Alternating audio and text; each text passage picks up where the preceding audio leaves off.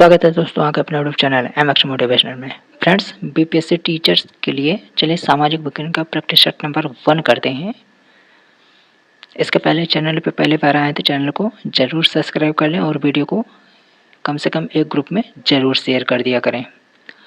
Friends, इसका अनुसार मैं अपने टेलीग्राम चैनल पर प्रोवाइड करवा दूँगा। टेलीग्राम का लिंक वीडियो के डिस्क्रिप्शन बॉक्स में दिया गया है। चलिए क्वेश्चन करते हैं। पहला, निम्नलिखित हड़प्पा स्थलों में से किस एक स्थल से गर्त आवास के प्रमाणों की प्राप्त हुई है? तो इसका होगा उपयुक्त में से एक से अधिक। मौर्य काल में समाहर्ता का अर्थ था, तो क्या था? आकलन और संग्रहण का प्रभारी अधिकारी। ह्वेनसांग का भारत यात्रा का क्या उद्देश्य था? तो उद्देश्य था बुद्ध से संबंधित स्थलों पर जाना। अमरावती का महास्तूप मूल रूप से किस काल में स्थापित हुआ? तो हुआ था सातवाहन के काल में। दिल्ली सल्तनत में बरीद ए मुमालिक अधिकारी था, तो गुप्तचर विभाग का प्रमुख। निम्नलिखित चोल शासकों में से किस एक ने संपूर्ण सिलोन को विजित किया है? ते थे राजेंद्र प्रथम। निम्नलिखित घटनाओं को कालक्रमानुसार व्यवस्थित कीजिए तथा नीचे दिए गए कोड का प्रयोग कर सही उत्तर का चयन कीजिए। तो साइमन कमीशन नंबर 1, प्रथम गोलमेज सम्मेलन 2, क्रिप्स मिशन 3 और सीआर फार्मूला 4। 1 2 3 4 1 2 3 4। मेगास्थनीज द्वारा उल्लिखित एग्रोनोमोई अधिकारी का संबंध किससे था? यह था नगर के अधिकारी से। नालंदा विश्वविद्यालय की स्थापना निम्नलिखित किस शासक द्वारा की गई? तो की गई थी कुमारगुप्त प्रथम के द्वारा। दिल्ली सल्तनत में चहलगानी के सदस्य संबंधित थे, तुर्क से थे। तुर्की सुल्तान का महल कहाँ है? तो फतेहपुर सीकरी में है। अखिल भारतीय मुस्लिम लीग ने अपने किस अधिवेशन में नागरिक अवज्ञा आंदोलन का खुलकर विरोध किया?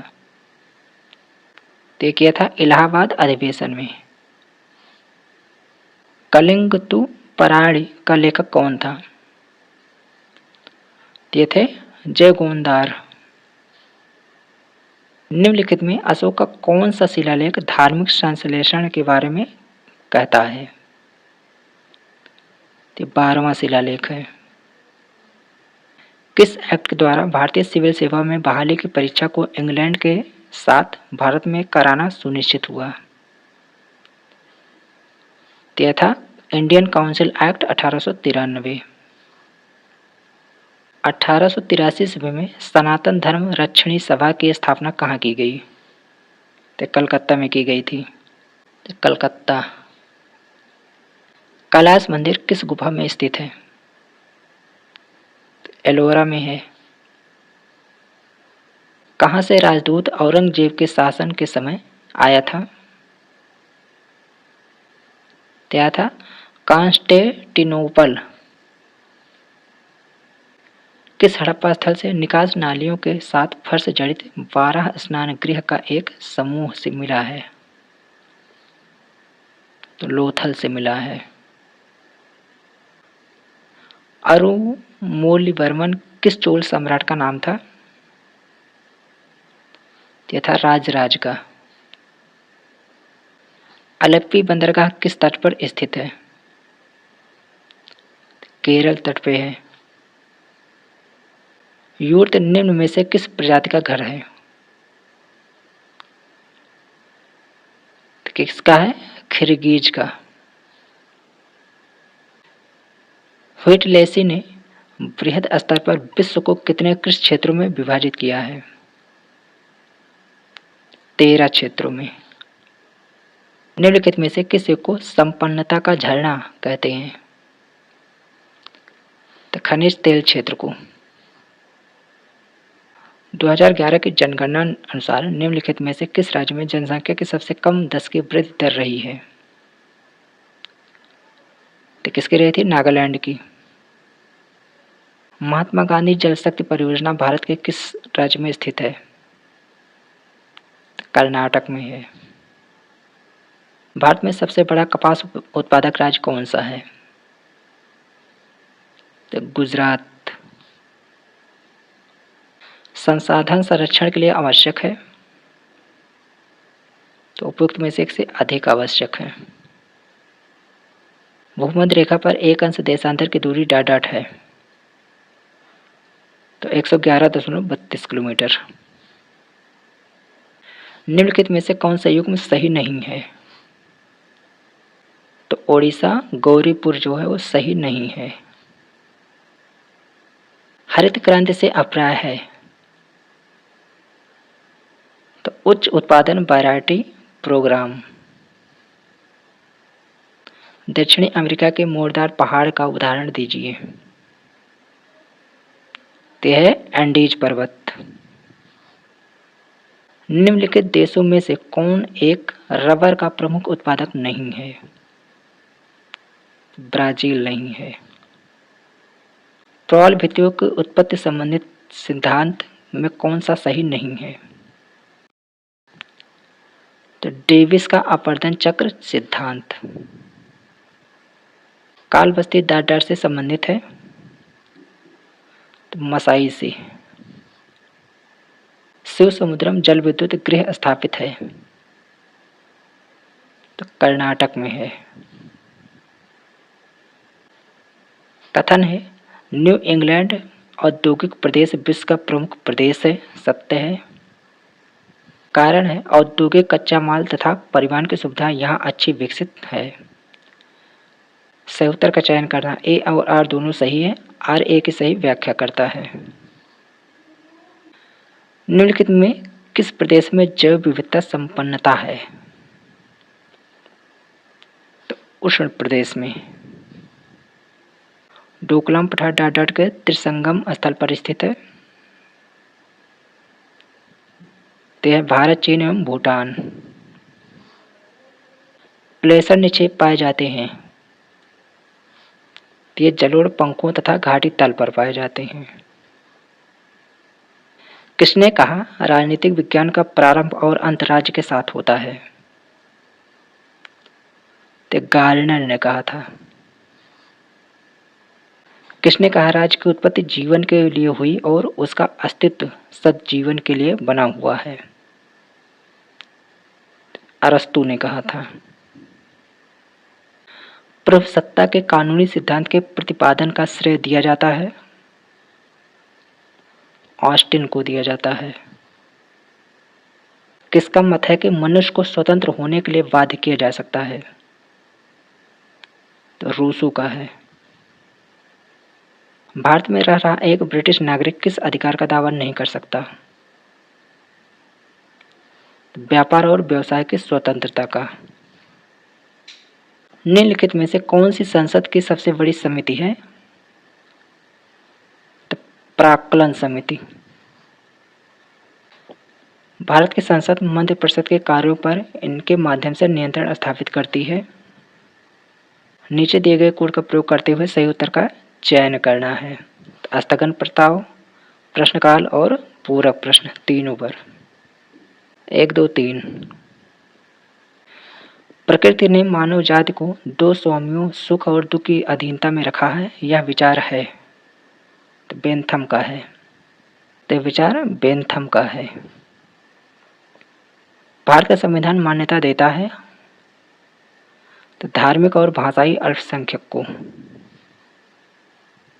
42वें संविधान संशोधन अधिनियम 1976 के द्वारा निम्नलिखित में से किन शब्दों को प्रस्तावना में जोड़ा गया है?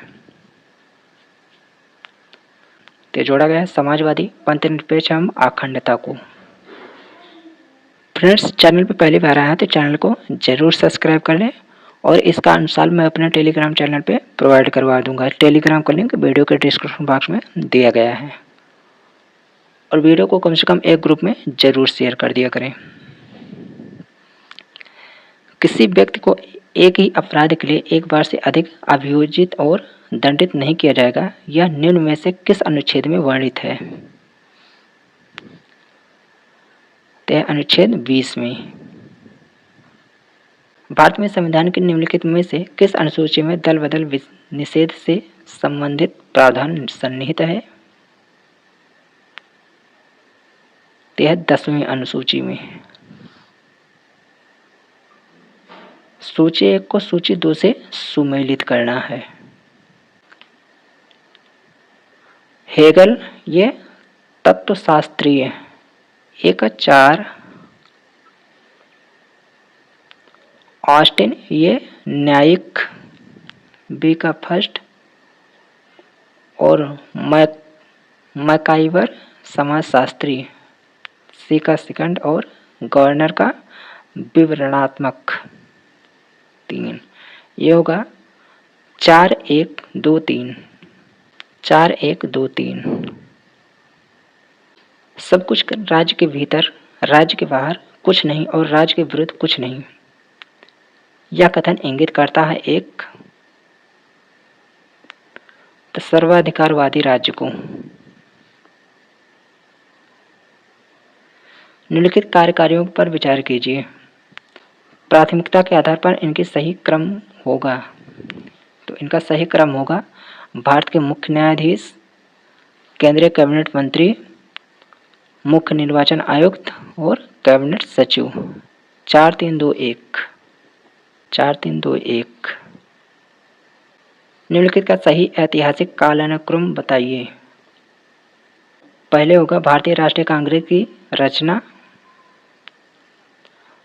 दूसरे पे आएगा साइमन कमीशन, तीसरे पे होगा गोलमेज सम्मेलन और चौथे पे होगा भारत छोड़ो आंदोलन। 3-4-1-2। 3-4-1-2। किसने राज्य को एक ऐसा संगठन माना है जो सर्वसाधारण को यथासंभव बड़े से बड़े पैमाने पर सामाजिक हित की सिद्धि में सहायता देता है? तो लास्की को। भारतीय संविधान में संघ राज्य प्रशासनिक संबंध निम्नलिखित में से किन अनुच्छेदों में वर्णित है?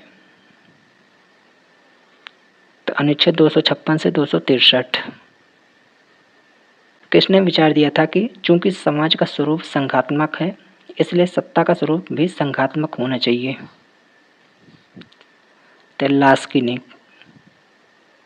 मूल अधिकारों को प्रवर्तित करने के लिए रिट जारी कर सकते हैं? तो उच्चतम न्यायालय और उच्च न्यायालय के दोनों रिट जारी कर सकते हैं। निम्नलिखित में से कौन सा रोस्टोव के आर्थिक विकास की अवस्था नहीं है? तो ये नहीं है अत्यधिक निवेश की अवस्था। धन स्वयं एक लक्ष्य नहीं है, यह लक्ष्य का एक माध्यम है और एकमात्र लक्ष्य मानव कल्याण है। यह कथन है। तो कथन किसका है? मार्शल का। भेदात्मक एकाधिकार बाजार में कीमत विभेद निर्भर करता है? तो मांग की लोच पर निर्भर करता है। यदि निवल पुनरुत्पादनीय दर 1 से कम हो तो जनसंख्या में कमी होगी। कर भार के प्रसरण सिद्धांत में किस अर्थशास्त्री का महत्वपूर्ण स्थान है? तो उपरोक्त में से एक से अधिक का। निम्नलिखित में से कौन सी विशेषता स्फीति से संबंध नहीं है? तो मुद्रा के मूल्य में वृद्धि होती है। सामान्यतः मांग वक्र का ढाल होता है? तो बाएं से दाएं नीचे की ओर।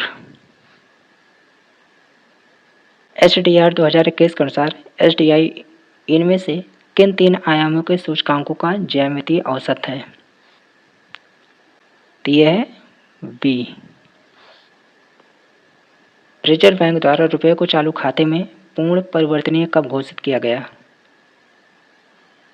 तो 19 अगस्त 1994 को। निम्नलिखित में से कौन सा समीकरण कैब्रे दृष्टिकोण का प्रतिनिधित्व नहीं करता है?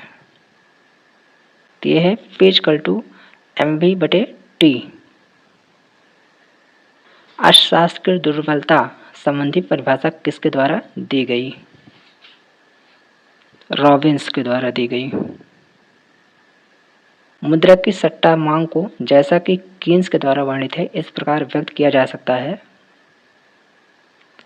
L2 = FR के द्वारा। शास्त्र की विकास केंद्रित परिभाषा किसकी देन है? तो किसकी देन है? पॉल ए सैमुएल्सन की। बेसल मानक संबंधित है तो बैंकिंग क्षेत्र से। करदेय क्षमता को मापने का वस्तुगत आधार क्या है? तो करदाता की आय, करदाता का व्यय, उपयुक्त सभी। संकटकालीन मुद्रा किसे कहा जाता है? तो प्रतिष्ठ पत्र मुद्रा। सुप्रसिद्ध हीरा पानी विरोधाभास की व्याख्या किसके द्वारा होती है? तो सीमांत उपयोगिता के द्वारा। समलागत रेखा को जाना जाता है तो उपयुक्त में से एक से अधिक। भारत में न्यूनतम मजदूरी अधिनियम कब पारित हुआ? तो 1948 में पारित हुआ। इष्टतम जनसंख्या उस बिंदु पर होगी जब प्रति व्यक्ति आय अधिकतम हो। चलिए फ्रेंड्स, मिलते हैं किसी नेक्स्ट वीडियो में, तब तक के लिए थैंक यू फॉर वॉचिंग।